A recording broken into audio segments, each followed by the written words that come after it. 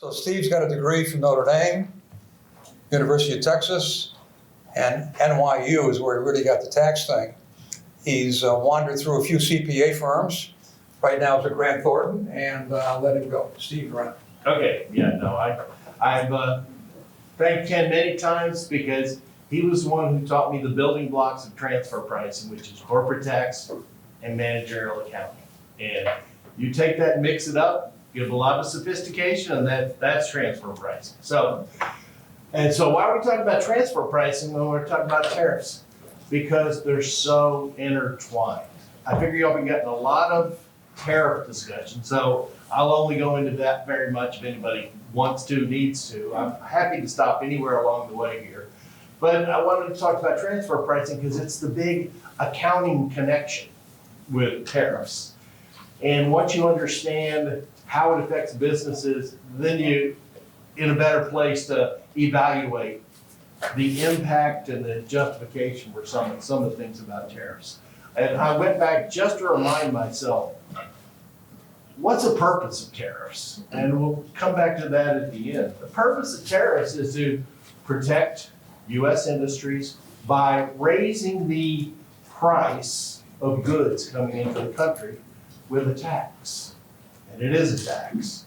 Duty, tariffs, it's a tax. And then in addition, it's also available to raise revenue, and it's also available to gain leverage in political negotiations, particularly having to do with the balance of trade. So, interesting background. We'll return to that at the end. And by the way, like I said, anybody has any questions about tariffs or transfer pricing throughout, I'm happy to stop, because you get into these areas and the jargon gets pretty thick. So I appreciate that. And also, by the way, there's a great article by Milani and Wrappe last year on tariffs and transfer pricing. Ken failed Sudoku, so he wanted to write another article. So that's just the way it goes.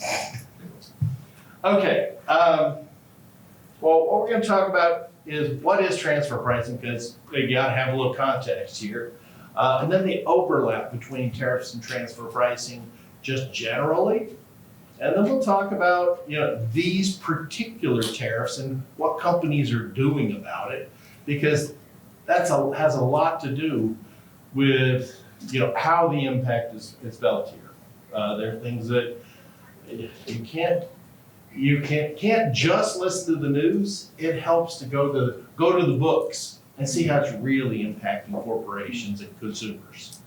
And then finally, we'll talk about the ethical consideration. I won't do as much there. I'm certainly happy to entertain any conversations on that, but I probably didn't study as much of that as I did the other two topics. I don't think people here were old enough, but I was thinking about naming it today the Tariff, Transfer Pricing, and Ethics, oh my, but there probably aren't enough people who remember the Wizard of Oz to appreciate that. So, okay, well with that, let's go into this.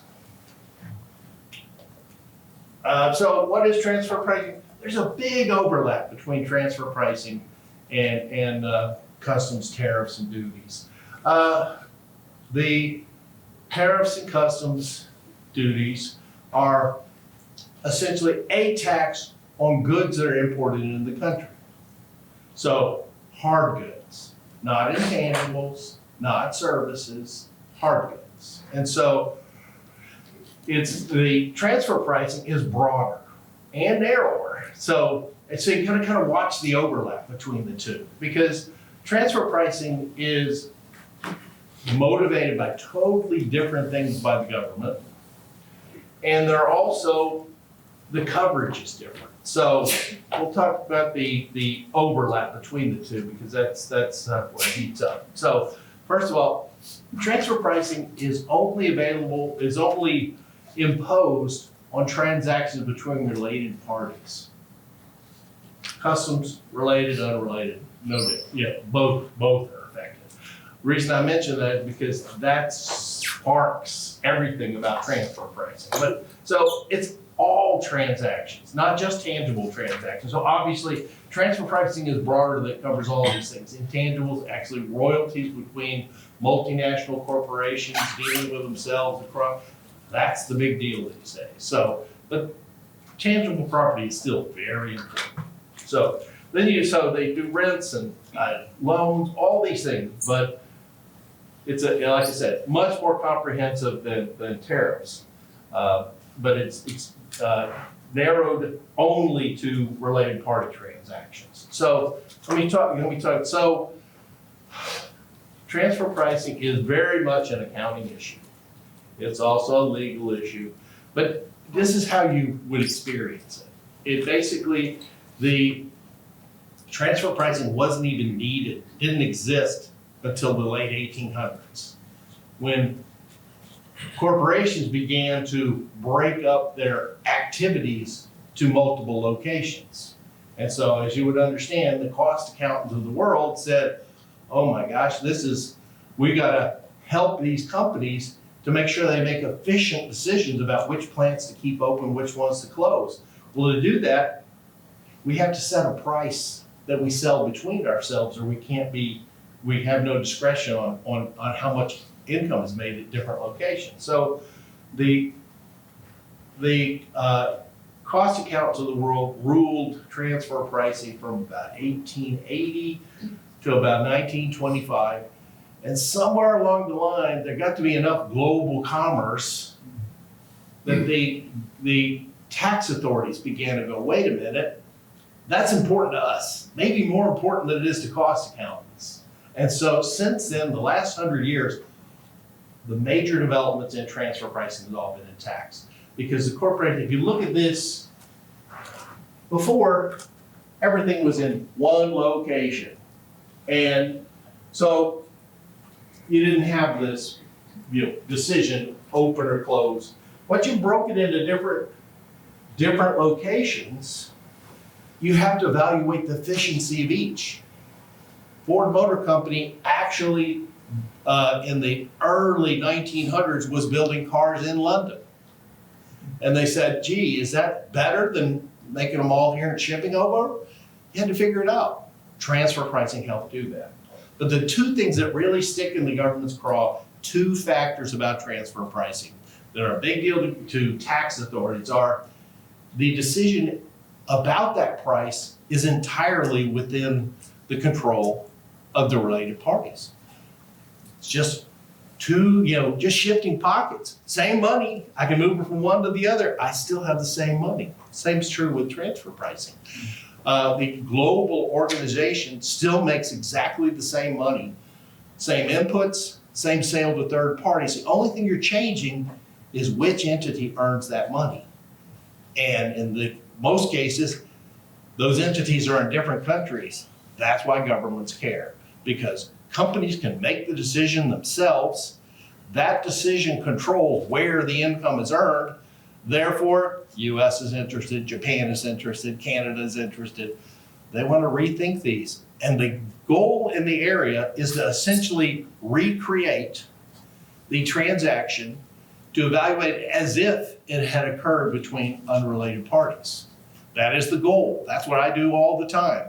I evaluate what was done between related parties, and I say it's okay, because if it was between unrelated parties, it would be the same price. And when I can honestly make that comment, then governments usually agree. And that's the whole purpose in the area of transfer pricing. So, but then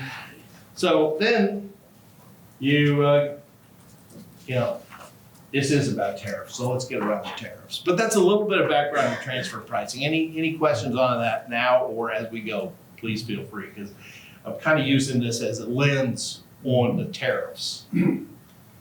So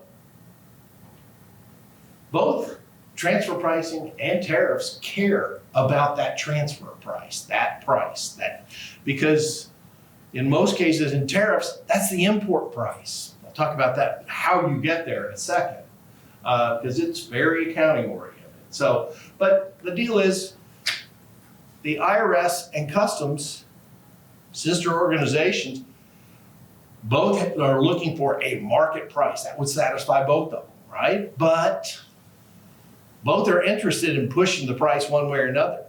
The IRS gets more tax revenue if the price coming into the country is lower, because that leaves more meat on the bone for the US distributor or manufacturer that's importing that and doing something. Customs gets more duty or tariffs, the higher the price is. So even though the IRS and Customs both have kind of the same goal in terms of pricing, their goals for that price are very different. Their objectives are different. And that makes all the difference. In fact, a lot of what I do is to work out the price between IRS and Customs, because as a client very astutely said to me many years ago, I can't be a crook in both organizations. It can't be both too high and too low at the same time. And so that's the beginning of the tension between Customs and the IRS. So, but there is a huge overlap. So let me just kind of remind you, transfer pricing only does related parties. Customs broader. Transfer pricing does all intercompany transactions. Customs only focuses on inbound into the US, doesn't do outbound, and it doesn't do, and it only is looking for tangible goods. And therein lies some of the small remaining play for how companies approach this and plan to kind of negotiate their way around these difficult areas. So the different motivation makes it hard, because governments don't necessarily, they have roughly the same goal, fair market value of some type, but lawyers use different words for the statute for Customs than they did for the tax rules, and there's room to disagree. And so taxpayers are frequently frustrated with the different interpretations of two organizations. So, all right, so let's talk about the intersection from an operational standpoint. Now we're getting in the part where we're really talking about what tariffs do, what transfer pricing does. So everybody talks about the tariffs because, as I was reminded recently, gee, tariffs have been around for hundreds of years. I'm like, yeah, they are. But a tariff at 2% is very different than a tariff at 50 or 100%. And the impact, that's where transfer pricing, the impact on corporations is devastatingly different. So but everybody talks about the percentages. But the technicians of the world kind of have to focus on the other part of this. What's it multiplied by? And that's a pretty simple concept, but actually being sure you know what the price is that they multiply that percentage by, that's a little more technical, and it's a lot of transfer pricing. So this is where the rules very cautiously overlap between tariff and transfer pricing. So tariffs, take that duty percentage, tariff percentage, same thing, times the import value. The importation value is normally set by a pretty simple rule. They have different methods they use, but the most common method is called transaction value. And it is simply what'd you pay? The price paid or payable with some adjustments for transportation and things like that, assists, royalties, those types of things. But it's price paid or paid, and that is the normal. You basically, if it's between third parties, unrelated parties, generally you don't have to prove very much. If it's between related parties and you want to use the transaction value, most companies do, then you have to prove that the relatedness of the parties didn't affect the price. Well, that's the purpose of transfer pricing analysis, is to prove that that price was not affected by the relatedness of the parties. Different words, same purpose. And so you have a situation here where the transfer pricing allows you to use what they call circumstances of sale exception. that you proved that the relatedness didn't affect the price. Then you can use the simple paid or payable. Everybody's happy. It's pretty simple. Most related party inbound transactions in this country are actually rely upon transaction value. So that's the overlap. That's where you see it. So the question is, gee, one problem here is, and I assume I got a lot of accountants here. The tariff itself, the tariff cost, it's a tax, but it's below the line. It's an operating expense. And so it reduced, well, a lot of time it used to be when it's small, everybody does it below the line. Now, because it's so large, it's generally part of cost of goods sold. So you can see this circular problem here. The transfer price sets the import price. The import price, the tariff reduces the profitability of the U.S. entity that did the importing, and that sometimes causes the transfer price to be non-compliant. That's a problem. We'll talk about that in a second. But they're a little too interrelated. So what happens is, if you, I have to state this very plainly. Who bears the tariff? I will say uncategorically, it's not China. It is. There are only 3 places for this tariff to be borne, and this is how the different impacts can work for corporations in the U.S. So there's only 3 places to be borne. It can be borne by the importer of record. That's naturally who it's borne by, but they can by contract change that.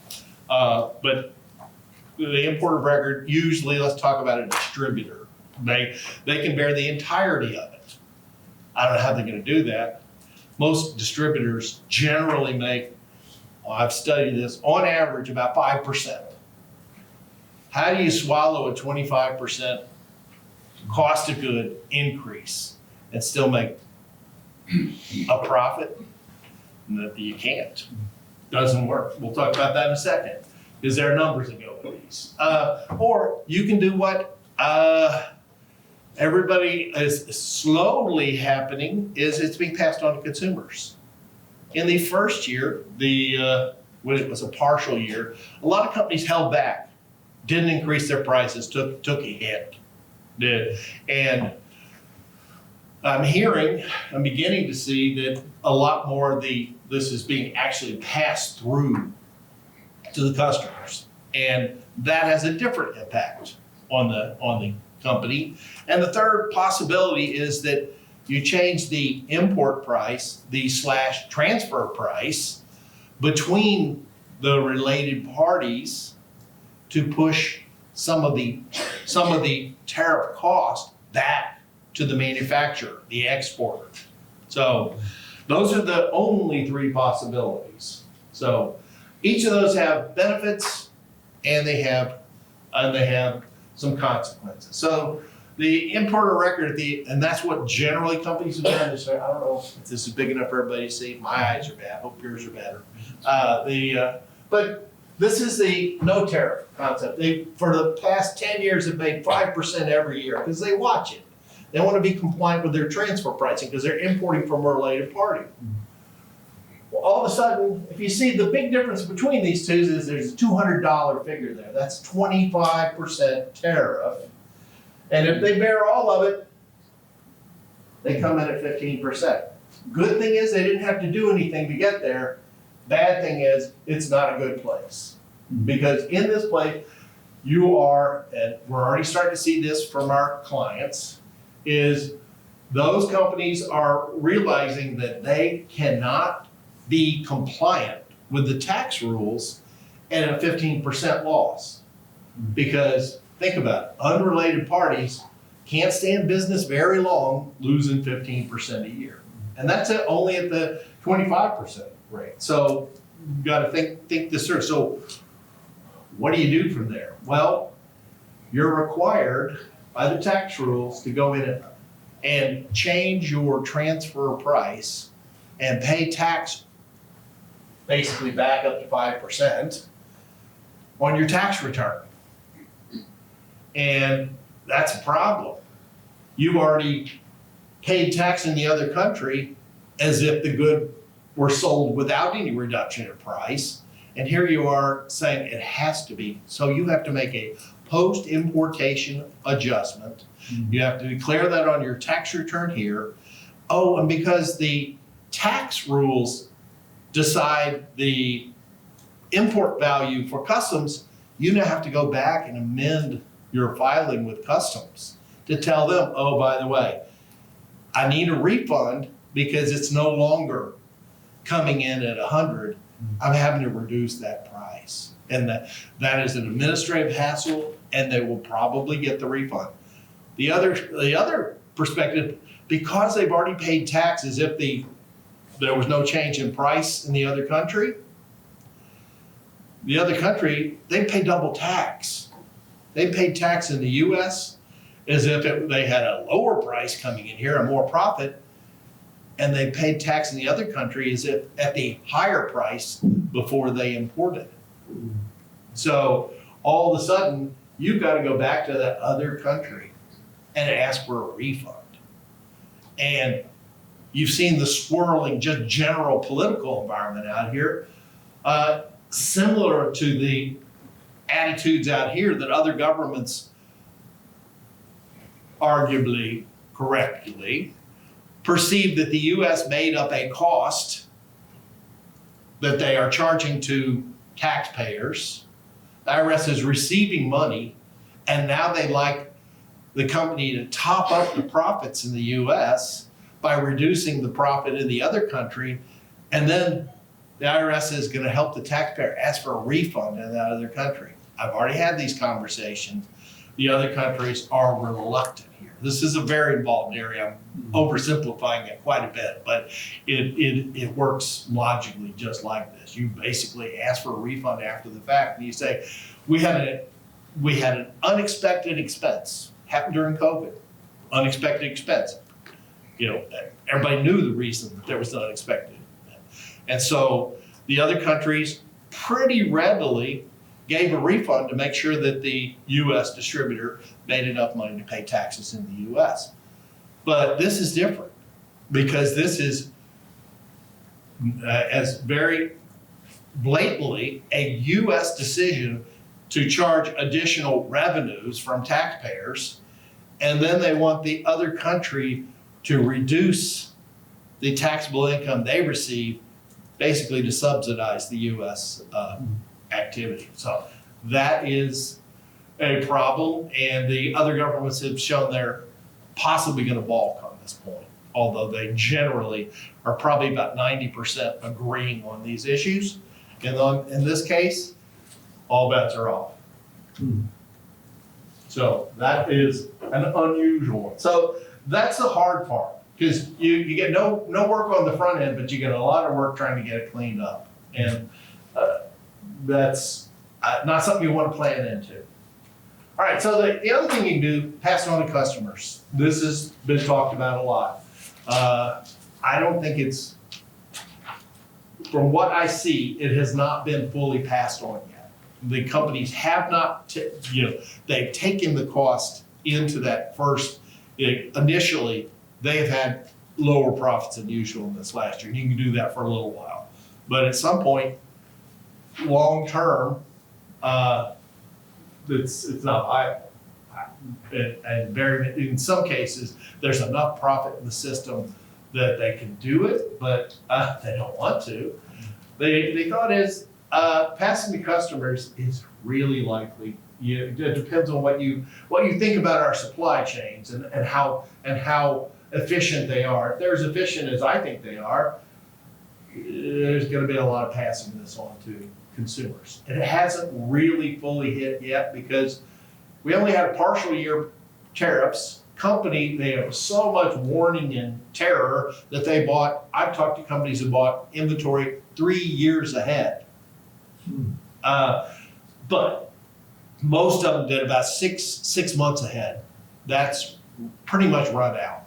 I'll be interested to see the first quarter results this year, because that will give us a big indication whether that's right. But so in this one, the tariffs in both of them. The first, this is the left column here is being entirely sucked up by the distributor.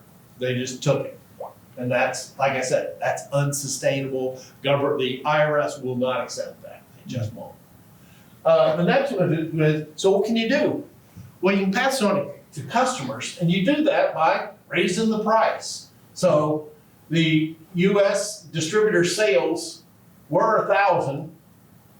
Now the same goods, 1,200, same amount as the tariff, right? You can do that. Pretty simple. You get down to just about the same level of profit, it probably would be acceptable. So problem solved, right? No tax problem, no customs problem. Customer problem.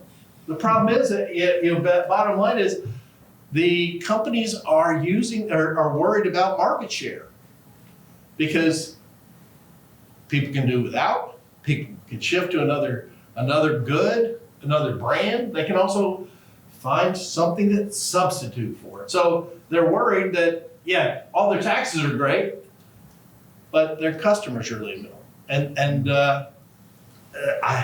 We'll see. I don't know. That is going to be very hard to get good information on. But the bottom line is, it can be done. The way I hear them talk about it, I find this interesting, is that if you got 3 big brands in an area, the first one to raise their prices loses a lot of customers. And everybody goes, yeah, you're not, you're sticking me with it. Well, okay, great.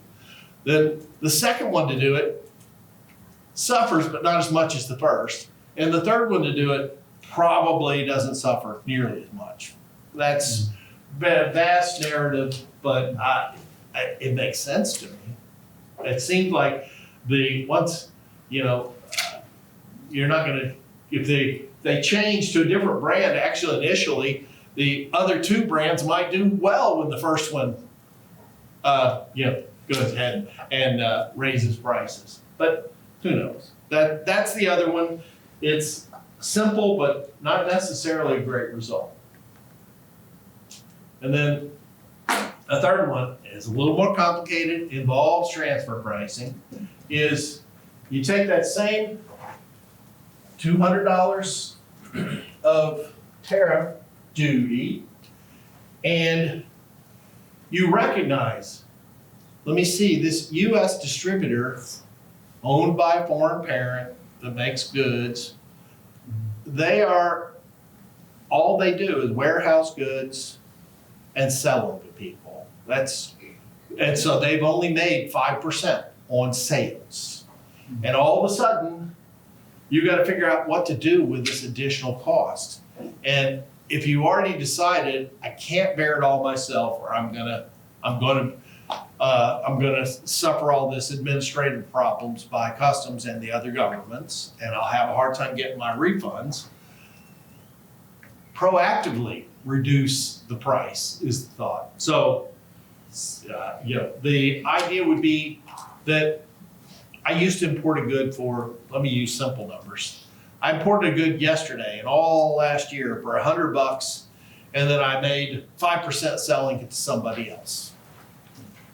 Well, if today that $100 good carries a additional cost of $25, it's no longer worth $100 to me because it carries a built-in cost.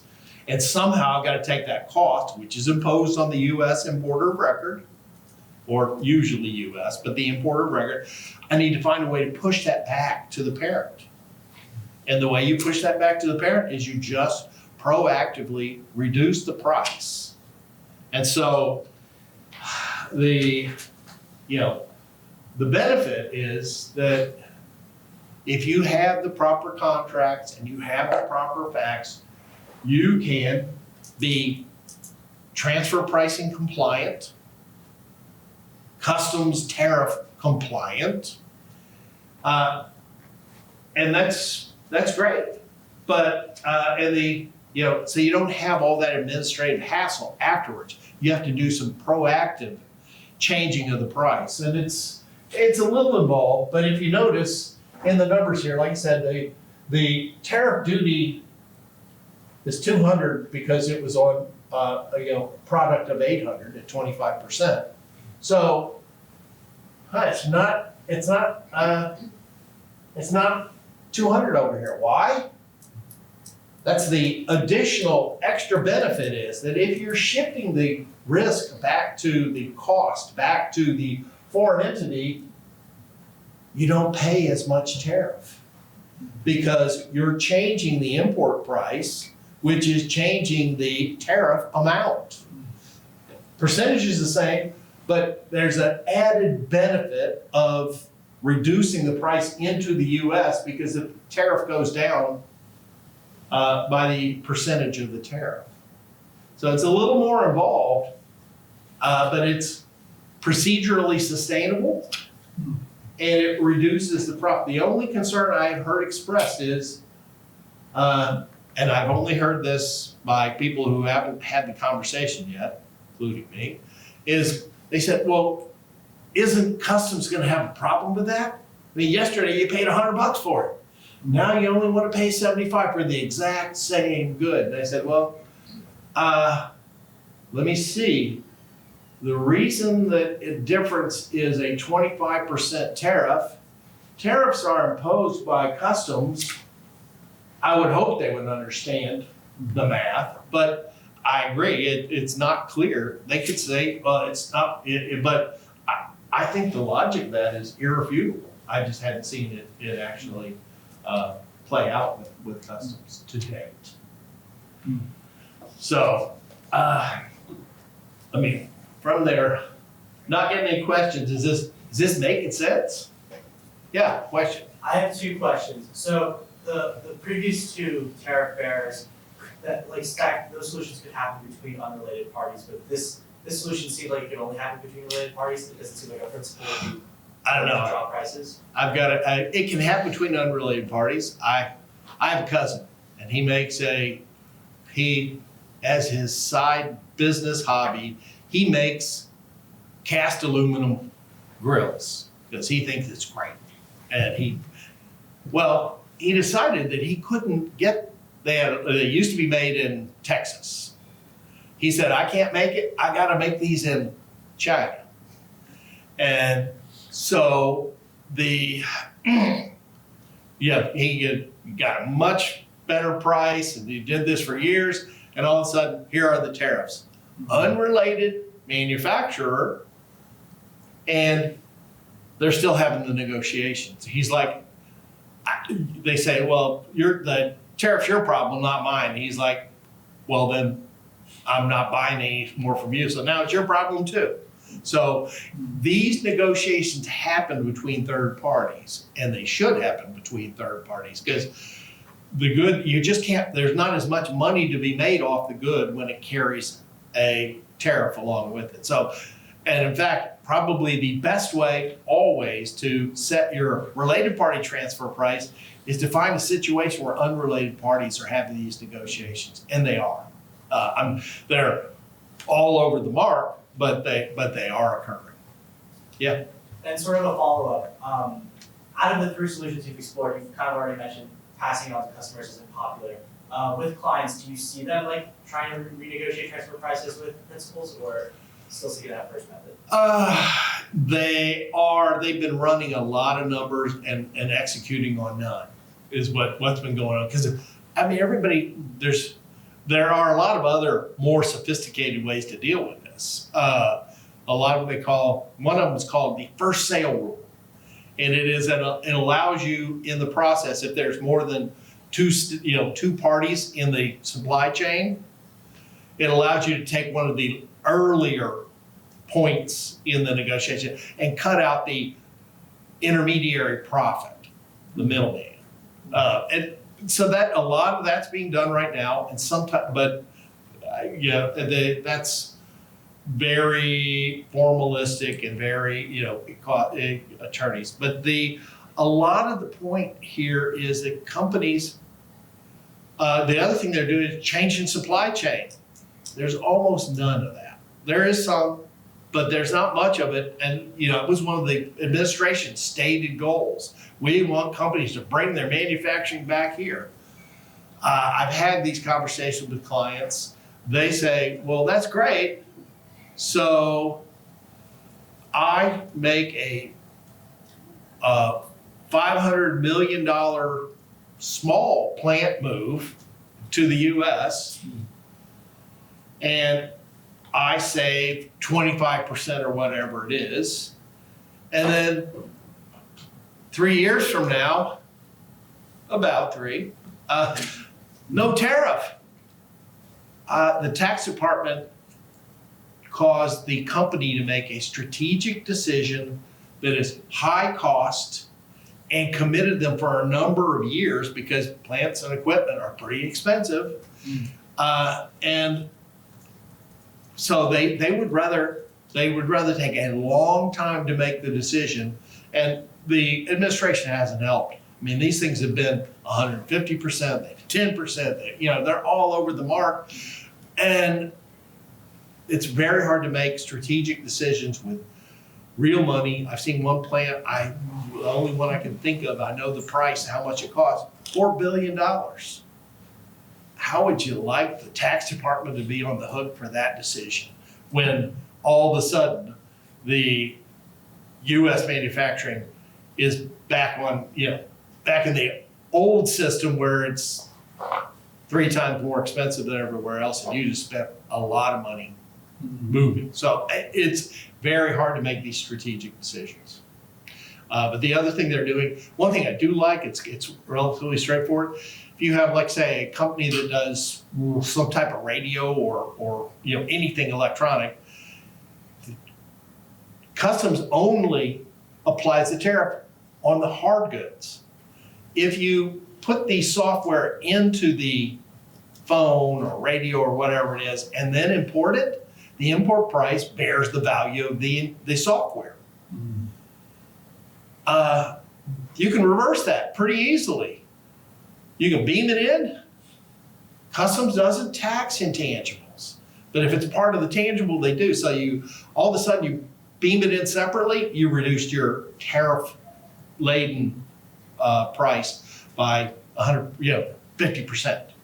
So there are things like that going on. Those are intelligent, and most of them are reversible. If it changes, a lot of people, how your phone works, it's got all this software on here, and they only open up what you pay for.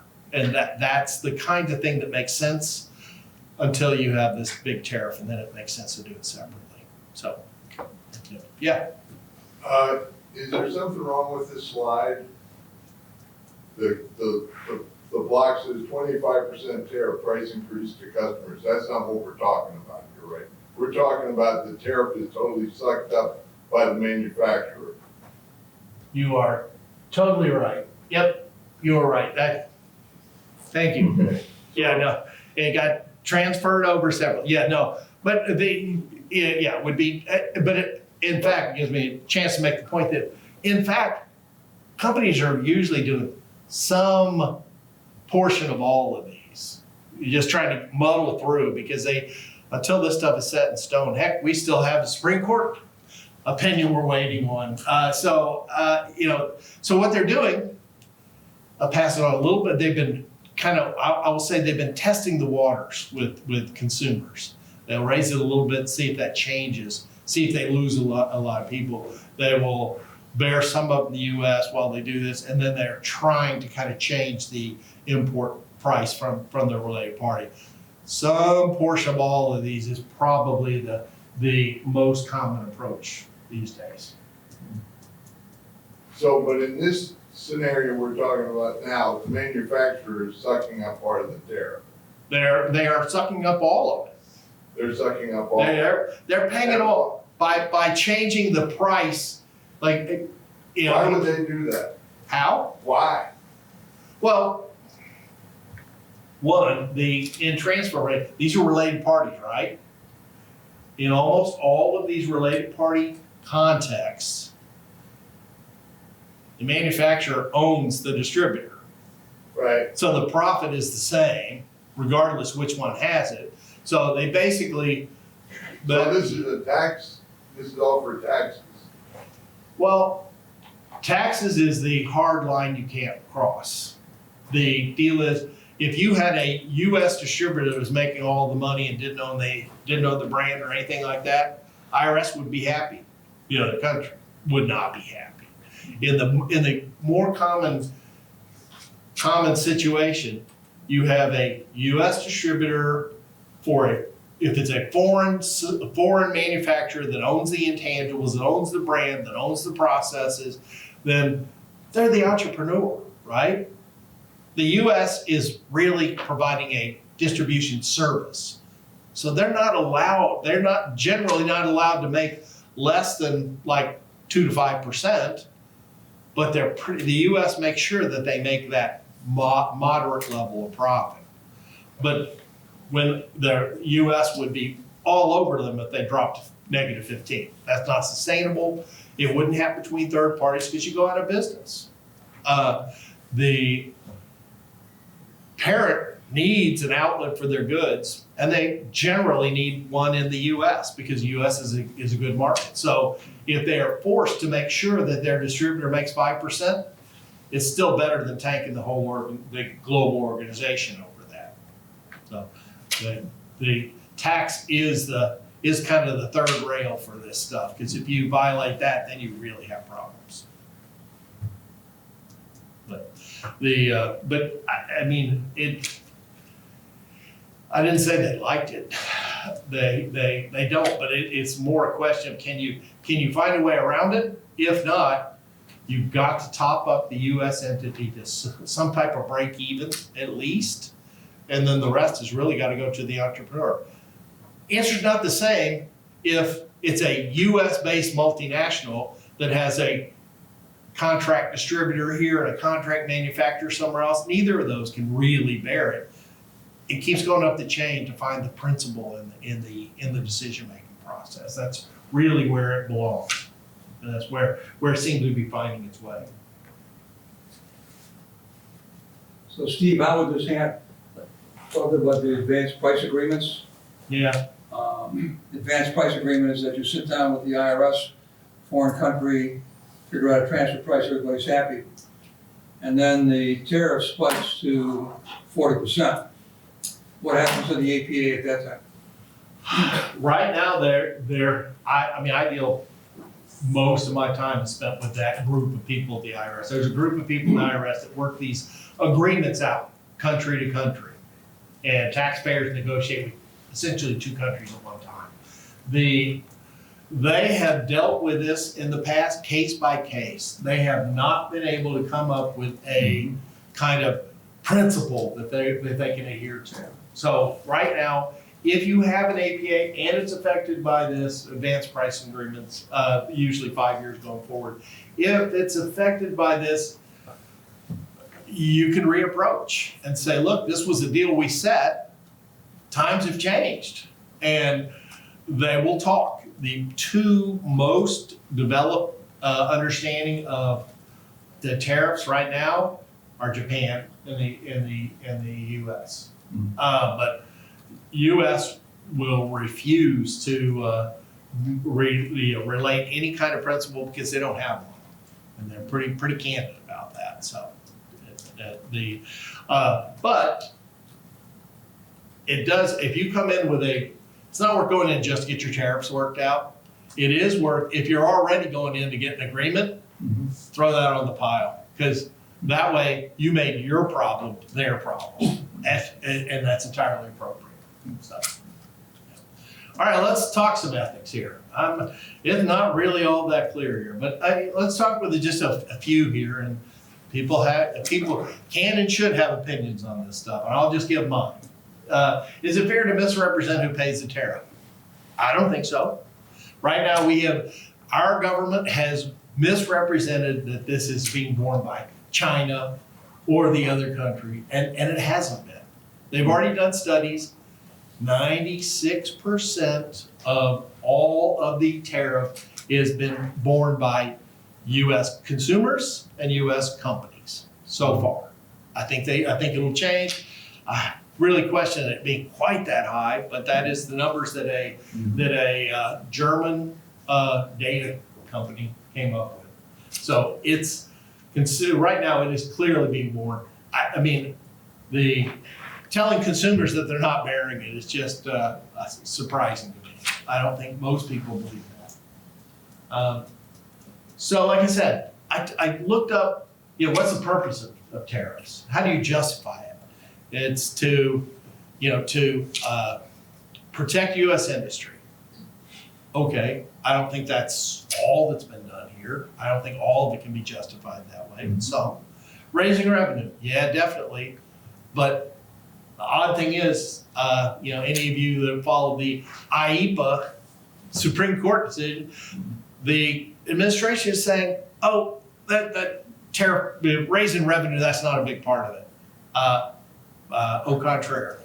There's been a lot of statements that justify all of this by the revenues it brings in. So I think that's really hard to do. And then the gaining leverage in other financial matters with other countries, it certainly does that.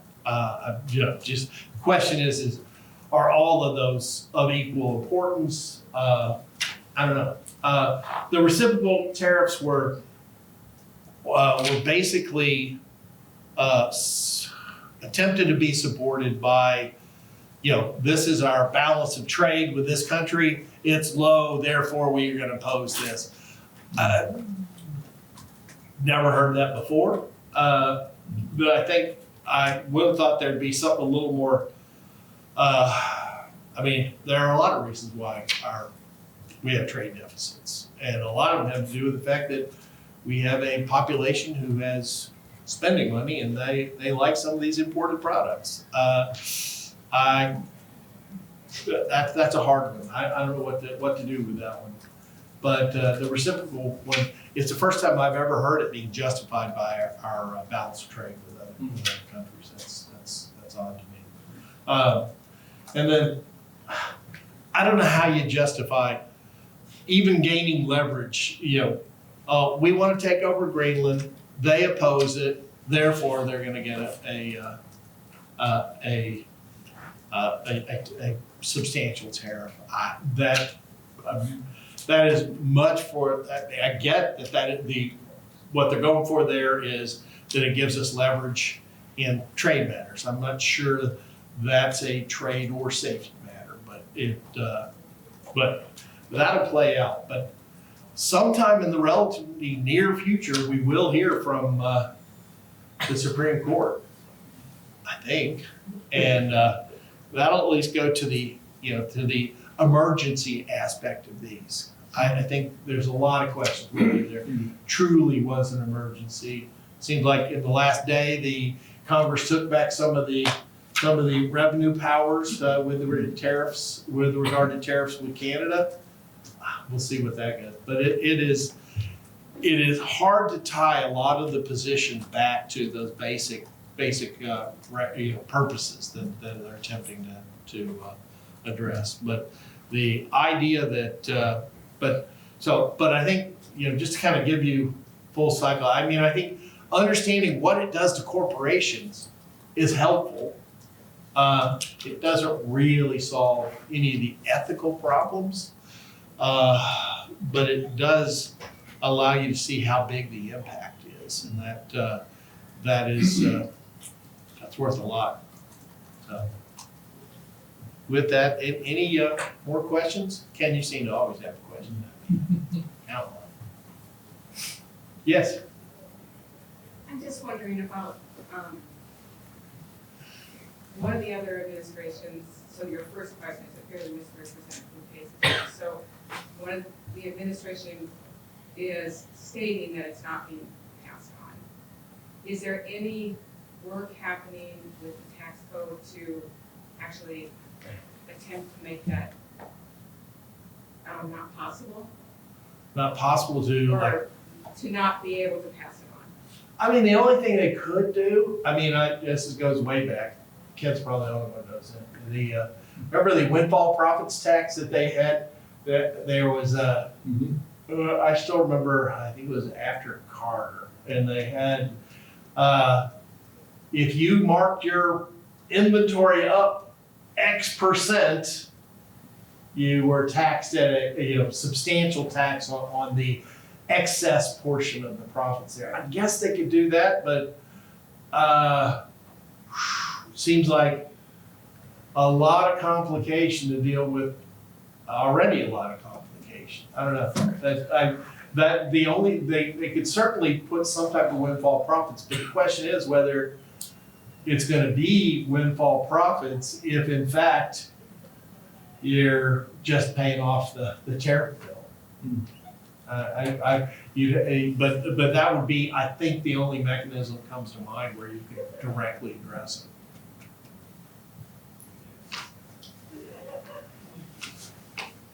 So I don't know. Let me ask you the question that, what do you think the Supremes are gonna do a week from Friday? February 20th, right?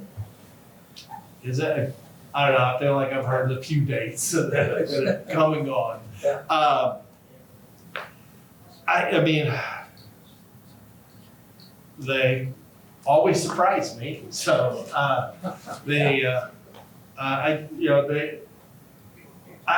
think the idea of there being some standard for screaming emergency, it would be good jurisprudence. I just don't know if that's what they're gonna do. I mean, I think we've lived with this a while now, and I would, I hadn't seen everything they see, obviously, but I mean, it's the need for there to be war powers when there's an emergency, yes. A reflection that would be, there's probably ought to be some financial, economic levers, but it seemed like those, it seemed like the emergency declaration doesn't have enough regulation to it. So my personal belief is, I don't know. I mean, they don't check with me. Yeah. I got you. I have time for one more question. Yeah, Mike? The corporations, well, let me start with taxing. The Republicans signed their oath, whatever, many years ago, saying they'll never raise taxes again. And so they can't raise taxes, so the tariffs is a way of raising taxes by the Congress not raising taxes. So, and that way we can get the money. But how long are the corporations gonna go along with that? As long as the customers will suck it up, is that what it is? I think that's at least part of it. One of the things I'd point out, when we're counting all the money from the tariffs, what are we at about, when you add in states, now about a 25% corporate rate with everything? Remember, this is an expense, or it's a cost of goods sold. It comes out, so for every dollar you get a tariff, you lose 25 cents of income taxes from corporations. So it's not quite as good a result. But yeah, I think I mean there's lots of ways to raise taxes. This is one way to raise revenue. It is the math you're talking about, how long and how much will people put up with this? I think that is the math that's being imposed here. But I think probably the hope has been that it will raise our stature with other countries. And I think that is a big part of this. But the question is it worth it? Well, that's not even an ethical issue. That's just, more of a Dirty Harry, are you feeling lucky kind of question. The Supreme Court's gonna talk about things on the 20th. We gotta get out of here because we got a 1 o'clock class coming up, okay? All right. Steve, make it happen.